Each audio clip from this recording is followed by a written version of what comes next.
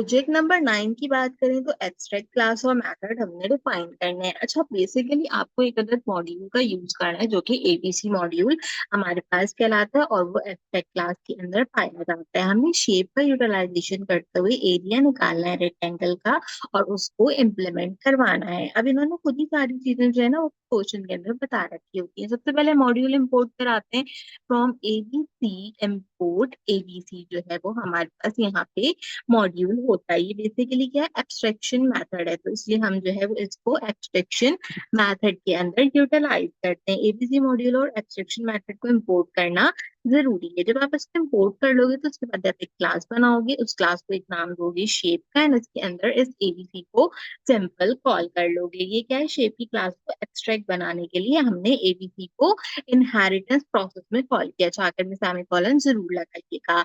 After that क्या करना है, जो एक्सट्रैक्ट का मेथड है हमने इसको कॉल करना है, इसके लिए एट द रेट लगाते हैं, साथ में एक्सट्रैक्ट के मेथड को सिंपल कॉल कर लेते हैं। इसके बाद एक फंक्शन बनाते हैं, फंक्शन को एक नाम देते हैं एरिया। इसके अंदर सेल्फ को कंसीडर करते हैं। एक्सट्रैक्ट मेथड से क्या होगा कि हमारी सब क्लास में ये इम्प्लीमेंट हो जाएगा। एंड यहाँ पे कुछ भी उससे हमें कोई फर्क नहीं पड़ता, तो इसके लिए हम सिंपल इसको पास कर देंगे। पास करने के बाद हम एक और क्लास बनाएंगे, इसके अंदर मैं सिंपल एक रेक्टेंगल क्रिएट कर दूंगी। रेक्टेंगल क्या है, शेप है। ठीक है, तो शेप क्या हो गई, पेरेंट क्लास हो गई, वो हमने यहाँ पे सिंपल इनहेरिट करा ली। अब तो पेरेंट क्लास इनहेरिट करा ली तो इनिट का यूज करेंगे, एंड इनिट का यूज करते हुए आपने क्या करना है, इसके अंदर चीजों को डिफाइन करना है। अच्छा, इसमें तो सुपर फंक्शन नहीं मांगा तो हम सुपर फंक्शन का यूज नहीं करेंगे। अच्छा, अब देखो सबसे इंपॉर्टेंट बात क्या है, एरिया निकालने के लिए क्या चाहिए होता है, लेंथ एंड विड्थ। ठीक है, तो दोनों चीजें हम इसके अंदर ऐड कर देंगे। तो मैंने सिंपल इसमें एक लेंथ ऐड कर दी एंड सिंपल इसके अंदर मैंने एक विड्थ का एडिशन कर दिया। इन दोनों चीजों का एडिशन करने के बाद मैं बता भी देती हूँ कि सेल्फ डॉट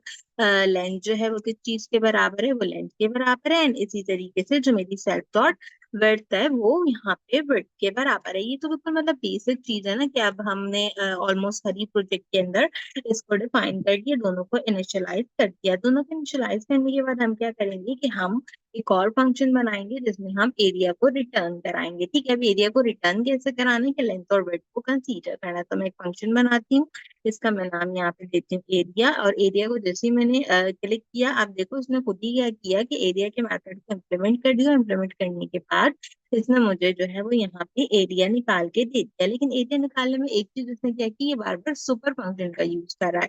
मुझे इस एग्जाम्पल के अंदर सुपर फंक्शन का यूज नहीं करना, तो उसकी जगह मैं क्या करूंगी, मैं सिंपल रिटर्न कराऊंगी।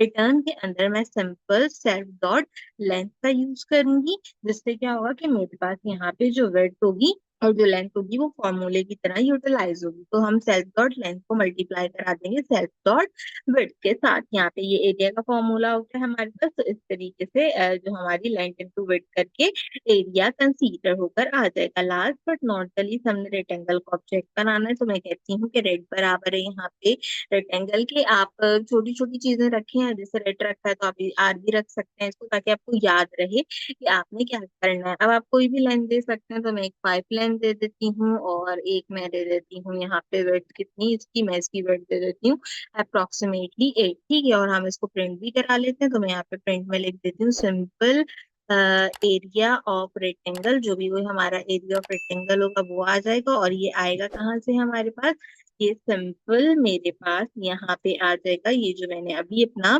रेक्टेंगल बनाया है इसकी साथ साथ एरिया को यूटिलाइज करेंगे एज एन ऑब्जेक्ट। तो यहाँ पे क्या है, एज एन ऑब्जेक्ट को मेथड। ठीक है, तो ऐसे क्या होगा कि जब हम एरिया मेथड को कॉल करेंगे तो यहाँ पे वो चीज मेरे पास लिखी हुई आ जाएगी। तो अब हम जैसे मैं इसको प्ले करूंगी, आप देखेंगे 5 into 8 कितना होता है, माइनस 40 होता है। तो एरिया ऑफ रेक्टेंगल मेरे पास कितना होगा, टोटल 40। तो इस तरीके से हमने एब्स्ट्रैक्शन का मेथड यूज किया, एबीसी मॉड्यूल को यूज किया और एक शेप बनाकर एरिया को निकालना सीख लिया।